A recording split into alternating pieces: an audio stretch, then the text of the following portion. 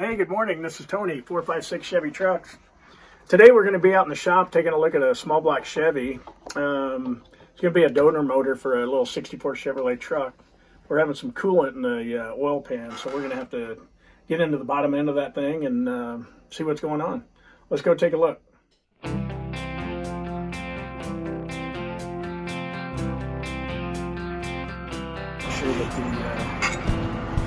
Try to make sure that the engine, when it's in like the 12 o'clock position, that the engine's actually level. Sometimes they're loaded on the stand and they're cockeyed, and then it just makes it difficult to. And I'm a parallel perpendicular kind of guy, so I like to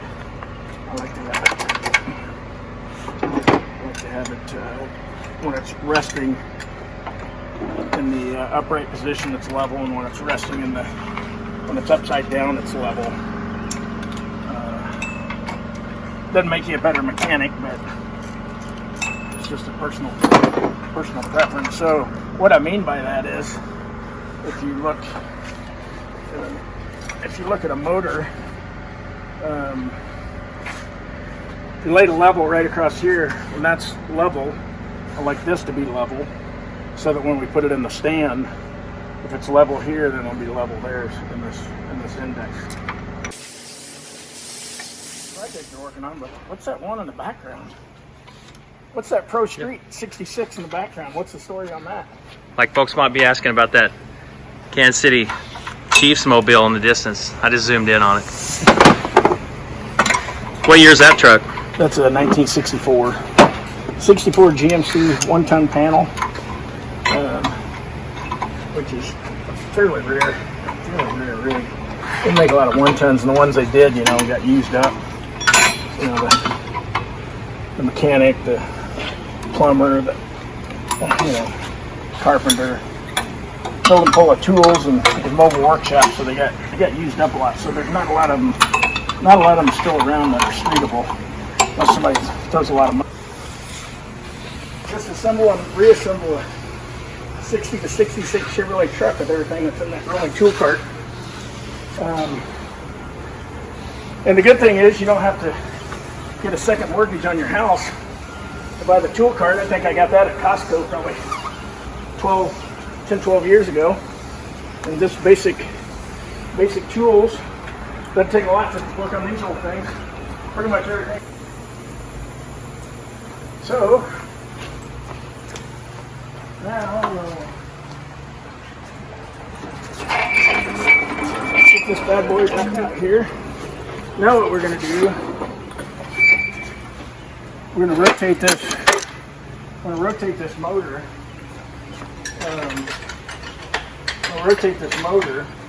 So we can get a look at the bottom side of it.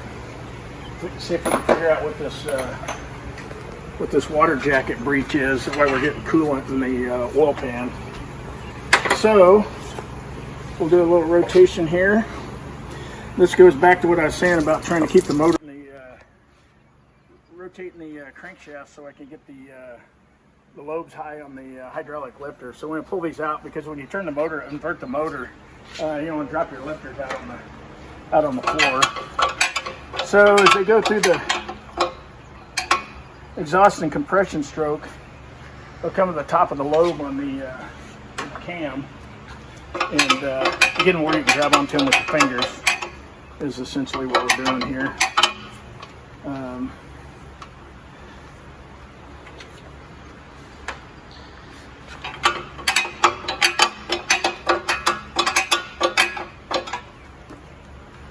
This will keep us from. This is a new cam and lifters in this engine, so I don't even know that it's been broken in yet. By the looks of it, it looks like the lifters are relatively new. They don't have any wear marks on them. But once again, we're still trying to determine if this block. Is redeemable.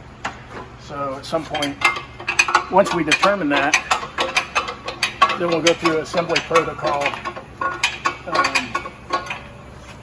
when we reload the lifters and the push rods. A couple more here. Sitting on a little pesky. Still have some coolant in this, so we're going to try to catch as much of it as we can. I think we should get Luna in a shot of Luna in every video. Little black dog. Little black dog Luna. Okay, we must have got.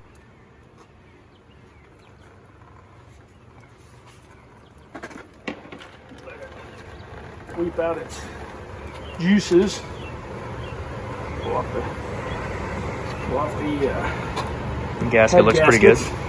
Yeah, these gaskets still look like they're in good order. Some guys will say never reuse a head gasket, but since this is a fresh rebuild, supposedly a fresh rebuild, we'll go with that for now. But ultimately, when you buy a rebuild kit, you'll get new head gaskets. You're putting them on, so sometimes it's just better for peace of mind to put the new head gaskets on. In this case, we're still just troubleshooting this 350 to see what our coolant issue is, so we can get it ready to put in that 64.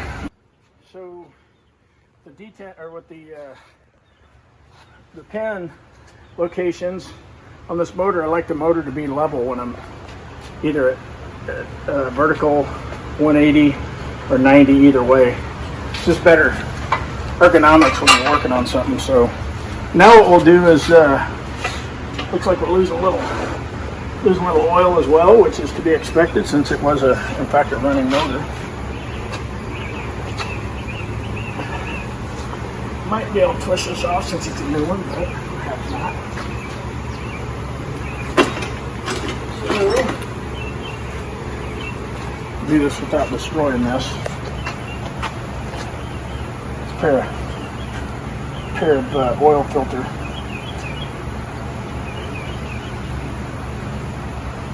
A lot of cases those are on entirely too tight. Sometimes people crank them on there like they're never going to come off, but that's not good. That's not good to do. Don't see anything unusual in there. No metal chunks or anything like that, which is what your oil filter is intended to do, is pick that kind of stuff up. So don't see anything obvious. I'm going to grab a ratchet. Got your number and your logo for. Well, looks like my.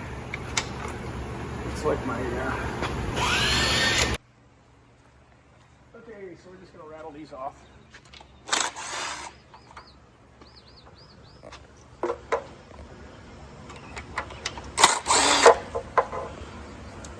These obviously have been.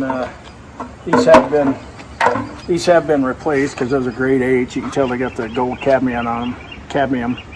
So these actually have been replaced in this motor.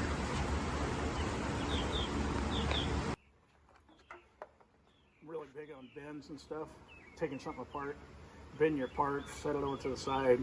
You don't have to worry about losing one somewhere. Yeah, how many times have you lost bolts when you're taking them out and set them on the ground all the time? I always try to encourage guys, set yourself up, set your workspace up, have a work surface, have your tools handy, have all your, bends for all your hardware. Put similar hardware and bends, and then this is an interesting. When this goes back together, we'll make sure that'd be a grade 5, even though there's 3 marks on the head of that. That's actually a grade 5, which is different than some of the grade 8. So when this goes back together, we'll make sure all of our hardware matches. In the grand scheme of things, it doesn't make the motor go faster, but I don't like to mix and match hardware. So we'll go all grade 8. And it goes back together. And even though grade 8 is not a necessity on oil pans, it's non-structural. It's just a consistency thing, so you don't have some of one and some of the other. This has got a one-piece. This has got a one-piece oil pan gasket on it. which is nice. It's a nice thing to have. Eliminates the old school. Well, that's even got the reinforcement band on it, which is a good thing too. That just, what that does is helps transfer the, when you lock all these down and torque them, that just transfers an even pressure on the perimeter of the pan gasket, which is a good thing. Nothing more annoying than having pan gasket leaking on a small block Chevy. The rears, and I'm not sure why. Well, that's an alignment. So that's got a threaded stud, and then it's got a nylock, what they call a nylock. So that's essentially a lock nut instead of a split washer. And then those are on the rear of this particular setup. Morning, How's it Tom. going? How are you? Good. Well, that's too good. I'm doing good. How's your wife? Everything good? Oh, yeah, everything's fine. I know. See, that's good. Even talking about the washers and the nuts. I mean, I had no idea that. Sure. That's, So now we're gonna pop the pan off of this thing. But in the process, we're gonna pull these bad boys off of here.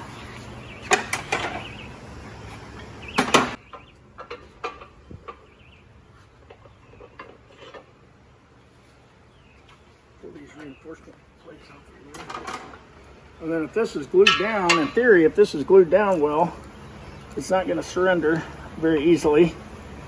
So I'll take a little gentle persuasion here. I don't want to get too aggressive with this because if that is in fact a new pan gasket, we don't want to compromise it. So we'll try to see if we can start to lift it here a little bit. Yeah, that's glued on quite well.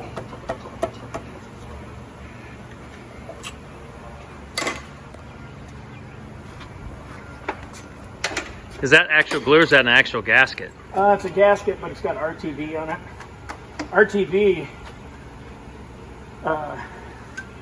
RTV's gasket maker. RTV. It's pretty typical for sealing up a motor. But sometimes, this case is one of them. It's sealed up quite tight. Therefore,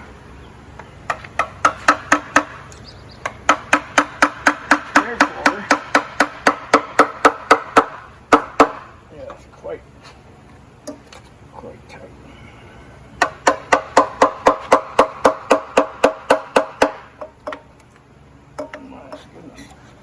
Heck yeah, it is. Which is good. You put them together in hopes that you never take them apart. That's the whole idea. Trying to seal it up. Keep the oil on the inside. You sit on the shop floor. So this is what you run into.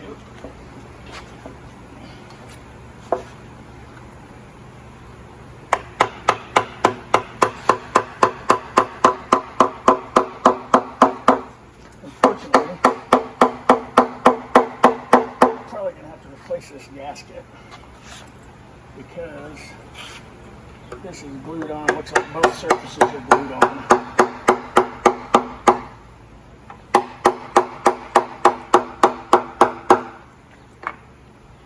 Easily, if you can get it started, it'll surrender. You got a little mechanical advantage when you grab onto the pan. It'll start to slowly relax and let it loose.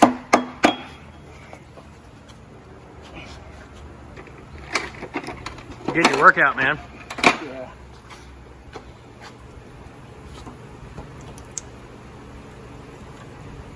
Not quite ready, but it's coming.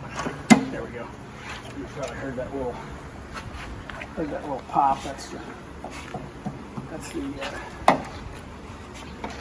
sealant giving way, surrendering per se.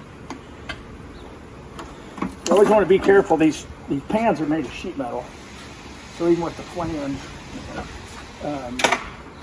it'll try to distort. And you don't want to go into that situation because then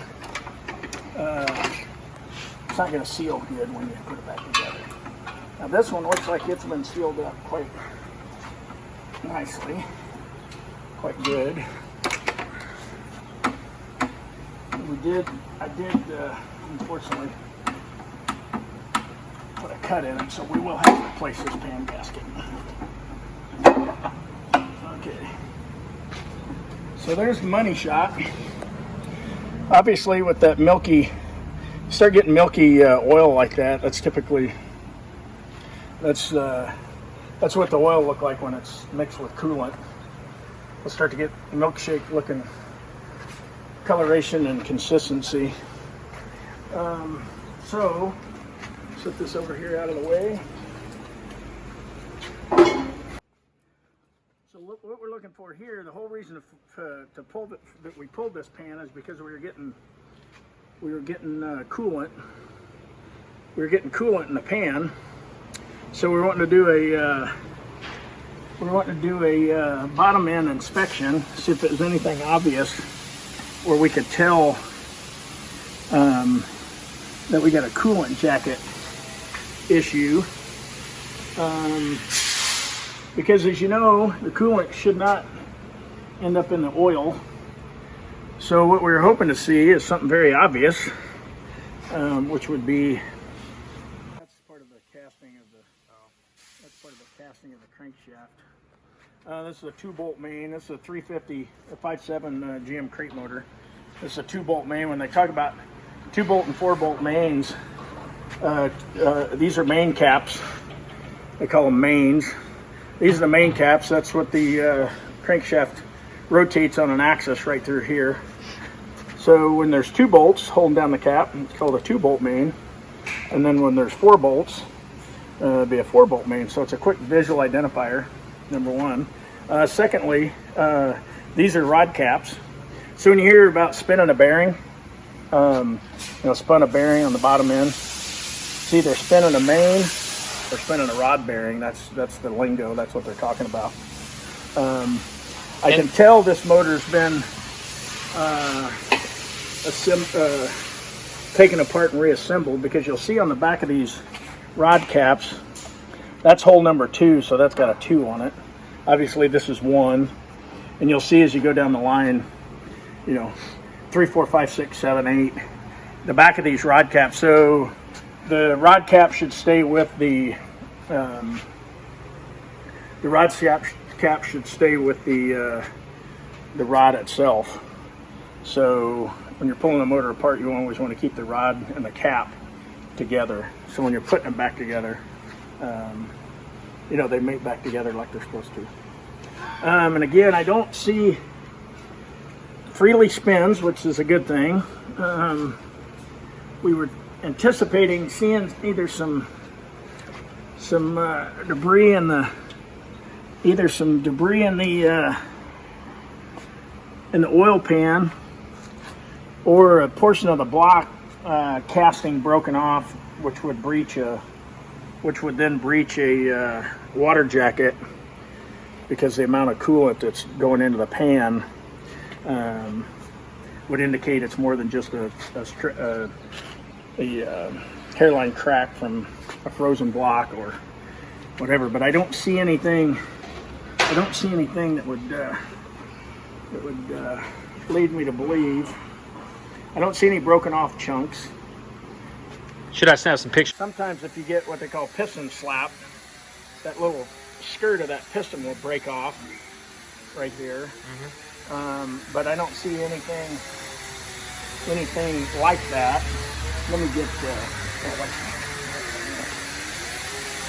the news is we didn't find anything obvious. The bad news is we didn't find anything obvious, because we don't know any more about the coolant issue than we did before. We've already eliminated the top end possibilities because we've had the heads cleaned and magnafluxed. There's no hairline cracking in the heads.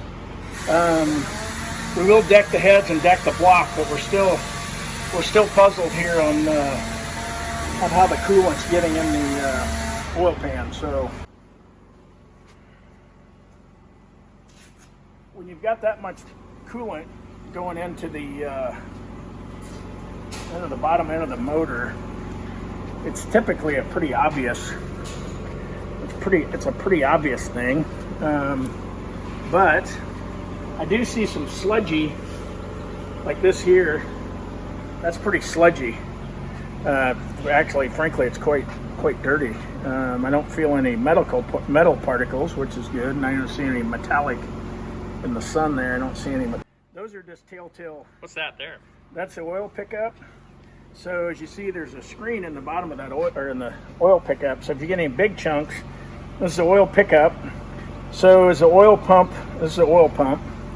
As it spins, what it's doing is it's sucking oil through the oil pump, pumping it to the top of the motor under pressure. And you hear people talking about 30 pounds of oil pressure, 60 pounds of oil pressure. That's the apparatus that's treating that oil pressure. So, what's a good oil pressure? 40 to 50, or on cold starts, you might run the needle up, might run up to 60 or better. But at operating temperatures, depending on the time of the year, how hot it is outside, things like that, 35 to 45 is a good PSI for a small block Chevy. Now you can do. You got a high revving motor. You're trying to make power and stuff like that. Everything we're talking about, we're not looking at a performance application here. This is just a little runner driver 350. I don't know the specs on this motor, but unless it's been cammed up, which I think it does have a performance cam in it, I don't know the specs on it. But this is 290 to maybe 310 horse. So you don't need any crazy oil pressure requirements on something like this. RTV is what you're seeing here. It stands for room temperature vulcanization. So basically, the rubber will vulcanize at room temperature, and then it'll stay, solid. It won't melt or so it stays stable. So there was pretty liberal use of it on this one, but that's not a bad thing necessarily, unless you chunk some out and it gets in your oil passages, and then that's no good. But nonetheless, it's this motor was sealed up good in the bottom end, so we're still. I'm going to say we're still. Gonna have to dig deeper on where we're at. Combustion chamber, as a cooling,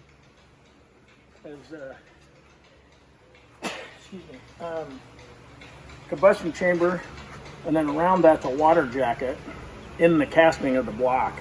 Mm-hmm. So if there's a chunk of that broken off somewhere, it'll allow the water to seep out of the water jacket into the oil pan, and I'm just not seeing. I'm not seeing that. Oh, another quick visual. I can see this has been stamped, so that would be number one. This is front. That would be the number one cap. So it's got a stamp there, and then there's a two. It's been punched twice right there, and then here it'll be three. Again, for assembly purposes. So whoever put this together is not their first rodeo, obviously. So on the crank, so they take weight out to balance this rotating assembly internally. They take weight out of these counterweights here on the crankshaft. and then that'll help it balance internally. So you don't, at high speed, high RPMs, you don't get you don't get a lot of excessive vibration. Something I see common, and it's obvious to the most casual observer, but it still happens. When you change an oil filter, that gasket does not get taken off, and then you load the other oil filter on there. So now you've got one that's wadded up in there, and the one that came with the new filter, and then you don't have a good seal. Now in this case, this is the one that came off the filter we took out of it, so that was not a problem on this one. But it can be a problem if you're laying underneath a vehicle trying to change the oil, and sometimes it's a little challenging. Maybe the lighting's not good or whatever. It's not uncommon for that to happen. So just a little bit of information there. Here, freeze plugs. These are freeze plugs right here. They'll be on the side of the motor, both sides. They're in the front of a small block. They also have them in the rear of the small block, and then a couple of small ones. But the point is, if in fact the coolant is not, there's not enough coolant, or there's not enough temperature. The whole idea is coolant is to keep the water that's in the motor from freezing. Raises the freeze temperature way up of water, of liquid. So typically, if this block, the whole idea of these, a freeze plug, is if in fact the coolant or the water, the liquid inside the motor were to freeze, these will pop out. In theory, these are made to pop out, and that keeps from cracking the actual block itself. That's a replaceable wear part, and then you maintain the integrity of the block. Now sometimes if those haven't been changed, or they won't freely release under pressure, the water will expand enough where it'll actually cause some hairline cracking in your block. I don't see any of that on this motor. Now sometimes you can't see it. Sometimes it'll only manifest itself when the motor's up to operating temperature, because it expands, and then a hairline crack becomes big enough where the coolant and or oil, typically coolant because it's the water jackets that froze, you'll get some hairline cracking in the block. And again, I don't see that here, but there's a process they use. It's called magnafluxing. They clean it. They put a dye on it, and then they use a light that'll make those hairline cracks visible to the naked eye. And that may be the next thing. We may go ahead and end up stripping this thing down. We'll take the front accessories off, take the engine perches off of, or not the perches, but the vulcanized rubber motor mounts off of it. Strip it down to a true short block, which is just a rotating assembly, cam, crank, rods and pistons, and then take it to the machine shop and have them magnaflux it for us, because I'm still not seeing anything that would allow that much coolant to drain into the oil pan. What I'm looking at here is I'm checking to see if I have anything obvious on the bottom end of the each hole, each combustion chamber, and I just don't see that. I don't see any excessive scoring or no indications of excessive wear or any broken parts. Everything, the integrity of everything looks to still be in place. The skirts on the pistons are still all in good order, so we're gonna have to go deeper. We're gonna have to go deeper into this engine. Well, I do see something here that's a little out of the ordinary, and I can't tell exactly what that is. I don't know if that's RTV that's on the end of that skirt, or what exactly that is. I know it's foreign material, so that we need to take a closer look at. It's fallen down in the hole there, and this happened to land on that the skirt of that piston. So turns out that's not a breach. a broken skirt on a piston after all. So we'll keep searching.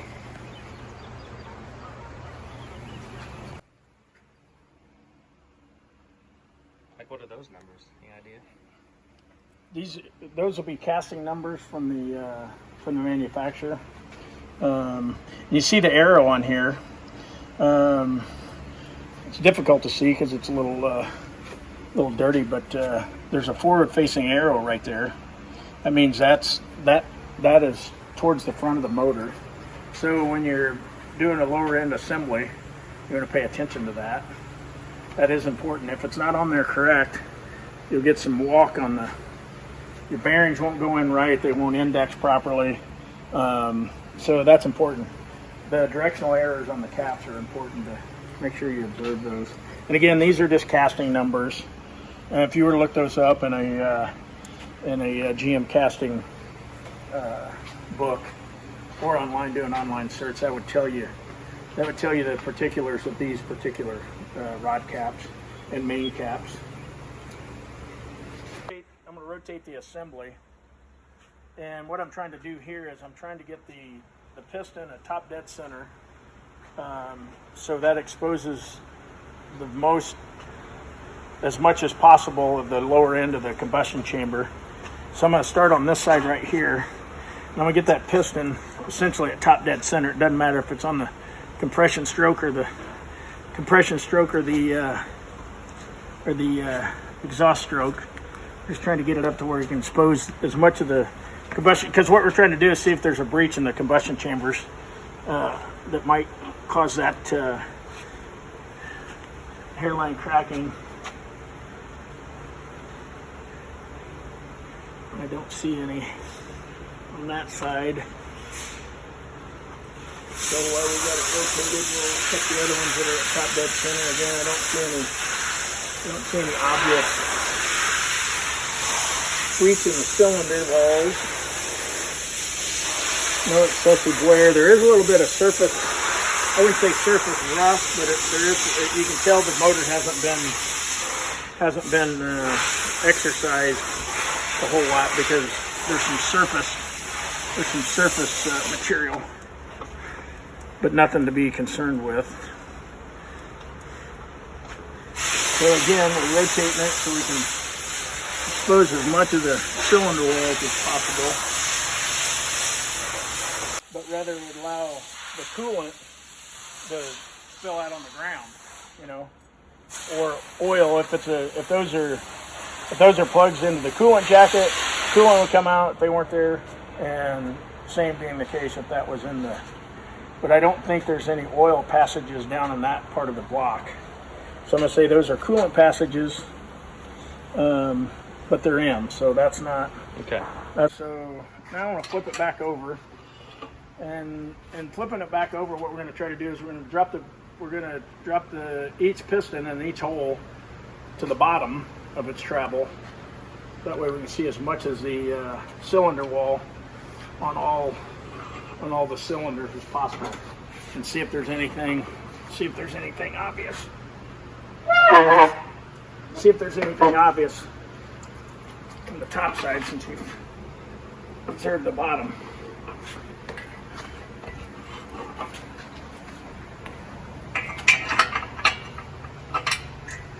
Some sludgy stuff right there.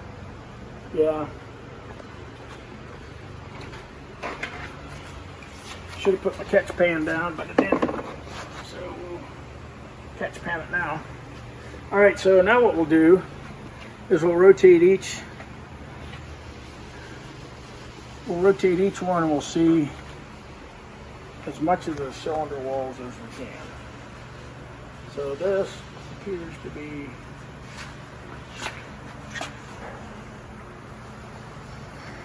bottom on this hole.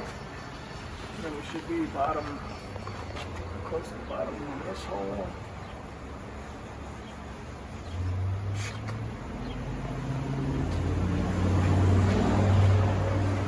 I still see,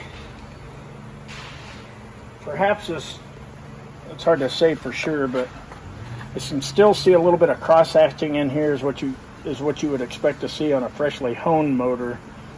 versus punched out. I believe these are standard bore pistons because typically if an engine block has been bored, and say you went 10 thousandths over, 10 over they say, and the top of these pistons would be stamped .010 or something similar to that to indicate to the next guy that looks into it that it's 10 thousandths over. That's good information to have when you're working on a motor because you know what you're working with. And there's limitations on how far you can safely bore a motor because every time you bore it, you're decreasing the thickness, the wall thickness of the combustion chamber. And as heat, motors get hot, the less material that you have there, the more prone they are to warp and start causing you some problems. So a standard bore is the most robust thickness of the cylinder walls, and then you start losing it 10 thousandths, 20 thousandths, 30 thousandths. I mean, I've heard up to 60 thousandths or more even. But in this application here, we're not looking at a performance power plant here, so that wouldn't apply. So again, we'll do a little more rotating here. And you can kind of look over there too. I'm just not seeing it in the... Oh, wait a minute. Nope.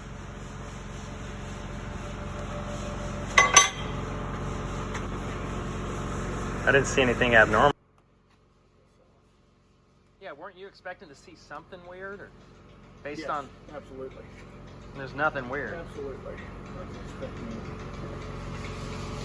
Hey, Now, one thing I will say, I'm going to say that this isn't the correct head gasket for this motor, and the reason being is because, and this is easy for the do-it-yourselfer.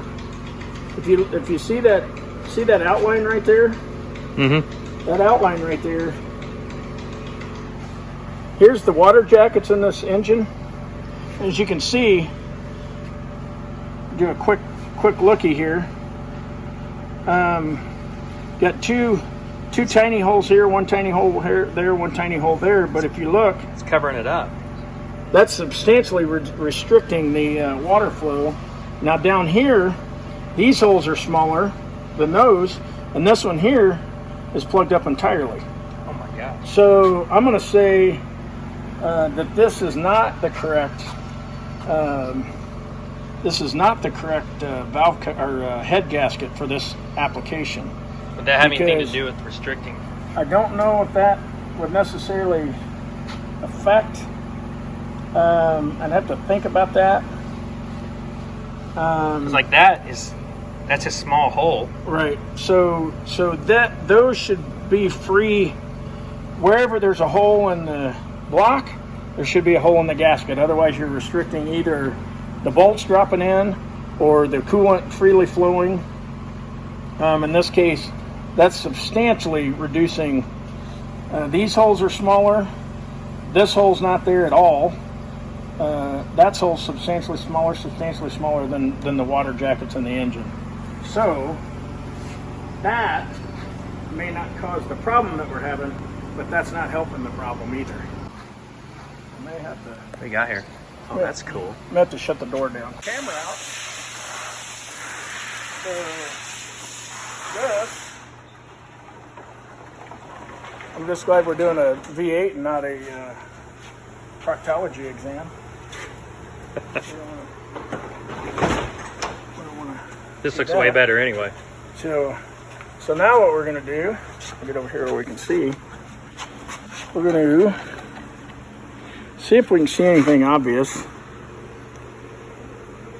Looking down on the water jackets.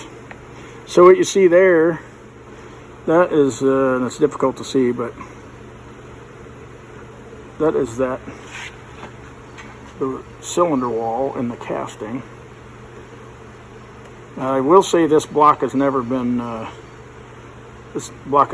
put through a hot wash cabinet, because if it was put through a hot wash cabinet, you wouldn't see all this corrosion. That's the whole idea. So what they'll do is they'll put them in a hot wash cabinet. It's basically like your wife's dishwasher on steroids. High temp, I don't see anything obvious there. But it's high temp, so it cooks all that stuff, and then it'll flake off. And then what they'll do is they'll also bake it. They'll put it in an oven, and they get it so hot that any grease and dirt and stuff will cook all the moisture out of it. What do we got here? I don't know what that is, but it doesn't look like a hole. But anyway, it cooks all the moisture out of the grease and dirt and so on. And then basically what it'll do is it'll flake off. So you won't see any of this, that looks like a sewer pipe to me, but anyway, I don't see anything obvious there. So we'll jump over on the center bank. What I was anticipating we might see here is a big chunk of something broken off, but I don't see that anywhere. And it should be fairly obvious based on the amount of coolant that's getting down into the block. It should be very visible breach in the water jacket, but I don't see that. So jump over another hole.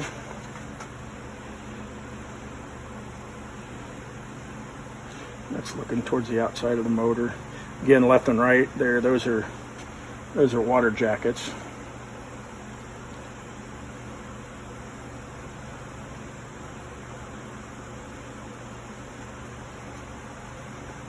If this motor had been cleaned already, we get a lot better read on the condition of the inside, because we wouldn't be seeing all this corrosion. And then that's a big pile of muck there.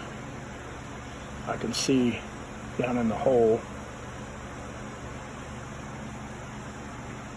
So I'm going to jump over to the other side. Okay, what do we have here? That's on the outside. Where we're looking for that is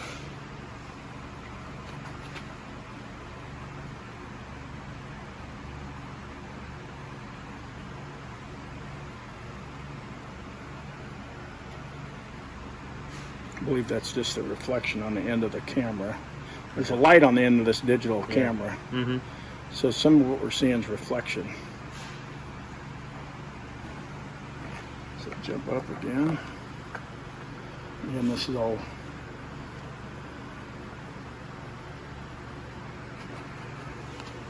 and cast iron blocks are notorious for the sand casting causes all this rough texture, so therefore you see stuff has a profile to stick to, like an aluminum, like an LS application or any kind of aluminum performance type engine. These would all be super smooth surfaces, so there'd be no friction, there'd be free flow, coolant flows freely. You don't get all the stuff sticking to the walls, because everywhere you're getting stuff sticking to the walls, that's just cutting down on the efficiency, the cooling efficiency. So in a performance application, they eliminate all that kind of stuff. Again, we're jumping over in another hole. I just don't see any of that. No. Let's say that might be something, but it's not. It looks like it's just where the coolant. Still not seeing that. That it's difficult to tell because there's a lot of muck and stuff in there. Oh, what do we got going here? What's that? A lot of muck in there. Up above that, a little to the left. I could go the other way. Look like a little crack or something. Oh. No? Guess not. Till we pretty much tried everything that we can do with the equipment we have here. So I'm thinking if we're going to move forward with this block, I think we're going to have it. We're going to have it Magnafluxed. Have to have it hot washed, put through the hot wash cabinet, Magnafluxed, because I don't see anything obvious. Hello, 456 Chevy truck lovers. This is Tony, 456 Chevy Trucks. Hey, we're picking up where we left off on this little small block Chevy, this 5.7. We're still getting, we did our exploratory top end and bottom end earlier today. Still never found any breach and water jackets visible anyway. So I'm going to do a rather non-scientific kind of bench test here, if you will. In theory, I should be able to fill up the left and right bank of this 5.7 with some water, and if it starts leaking out, that's going to be pretty indicative of where that's coming from. So my hopes are that it doesn't leak, but we're going to give it a go. So stand by. Picking up where I left off, I simply filled the left and right banks of this 5.7. You can see if you look down in the water jackets there. Filled the left and right banks of this this engine with just put water in it. Use a little funnel there, put water in it. Both sides. So as you can see, jackets are filled all the way up before they come out the bottom threaded head bolt holes. I'm gonna let this set overnight. I'm actually gonna let it set overnight, and then I'm gonna monitor it, see where we're at in the morning. But I'm gonna say this block does not have any internal water jacket breaches. As you know, water travels the path of least resistance, so I see nothing that would indicate, none of the holes there's no seepage in any of the cylinder walls. This one here, I did spill just a little bit in the bottom of that, but I dried it out. So if in fact there's any breaches, hairline cracks in this internally in this block, it's cast iron GM crate motor block. If there are in fact any internal breaches, hairline cracks or anything, it'll manifest itself overnight, because that water will find its way to daylight. And there's only a couple of kilos, but I put my oil absorb on the floor. So if we have any wet spots in the morning, be another telltale sign, and it's dripping out somewhere, and then I can backtrack and find out where it's coming from. So we're going to leave it at that, let it set overnight, and then we'll revisit in the morning and let you know what the outcome is. So keep on trucking, and for your 60 to 66 Chevy GMC truck panel and Suburban parts, service, and tech support, please give us a shout out. Follow us on Instagram, 456 Chevy Trucks, and then we also have a Facebook page, 4-5-6 Chevy Trucks. Have a good night. Be safe and stay healthy.